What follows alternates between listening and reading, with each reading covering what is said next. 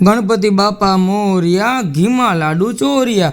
તો જોડાયેલા રહો, 1 મિનિટમાં તમને પણ દાદાના દર્શન કરાવી દો। વાગી ગયા હતા રાતના 9 અને રુચિતાને કીધું હાલો આપણે ગણેશજીના દર્શન કરવા જવા છે। તો કૂતરા માટે રોટલી લીધી અને આ વખતે મારું બાઇક મૂકીને રુચિતાની એક્ટિવા લીધી। શું કામે?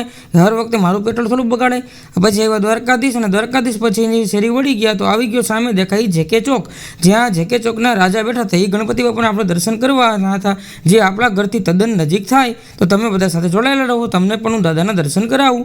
તો બધો એ રોશની ગોઠવી તેને મસ્તનો માહોલ હતો। અમે આવી ગયા દાદાના દર્શન કરવા માટે। કેટલી મસ્તની વ્યવસ્થા જુઓ, જૂના જમાના જેવું, આમ રાજમહેલ જેવું લાગે છે આપણને।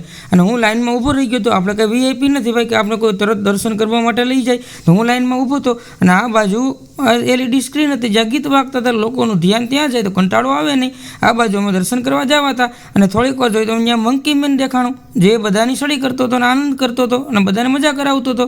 આ બાજુ દોડતો દોડતો વયો ગયો મને જોઈને અને અમે ગયા અંદર દાદાના દર્શન કરવા માટે। અંદરની વ્યવસ્થા પણ બહુ સારી હતી। એવું તમે જાઓ એટલે તમને એમ કે અહીંથી નીકળવું જ નથી। આ બાજુ લાઈન હતી, ભીડ હતી ને ભીડની વચ્ચેથી જોવું વચ્ચે કેવા ફૂલ મસ્ત મજાના ગોઠવા છે, તો એ ફૂલ જોઈને અમે ટાઈમ કાઢતા હતા અને આ બાજુ દાદાના દર્શનનો વારો આવે એની રાહ જોતા હતા। કેમ કે આપણો ધ્યેય દાદાના દર્શનનો તો જો રુચિ દાદા મેં બહુ સાથ પડ્યા પણ એને કાંઈ ધ્યાન દીધું નહીં। અંદર કુલરની વ્યવસ્થા હતી, ફૂલ ઠંડુ વાતાવરણ, એસી જેવું હિમાલયની ગોદમાં બેઠા હોય એવું વાતાવરણ હતું। આ બાજુ જો દાદાના દર્શન માટેનો વારો આવી ગયો ને હું હરખાવું છું। દાદાના દર્શન કરી લીધા છે અને દાદાની મૂર્તિ મસ્ત મજાની આપણને બધાને ગમે એવી હતી। દાદાના હાથમાં વ્હાઇટ કલરના ઉંદર હતા, જે બાળકો જોઈને રાજી થતા હતા। અને આ બાજુ વ્હાઇટ કલરનું ઉંદર એક બાળકના હાથમાં આપતા હતા, જો ભાઈ કેવો ઉંદર છે ને બાળકને મજા આવતી હતી, બાળક માથે હાથ ફેરવતો હતો।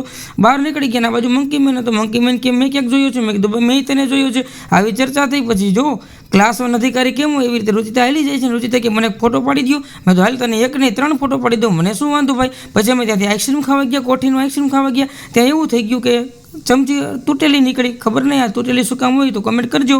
તો ગણપતિ બાપાની જય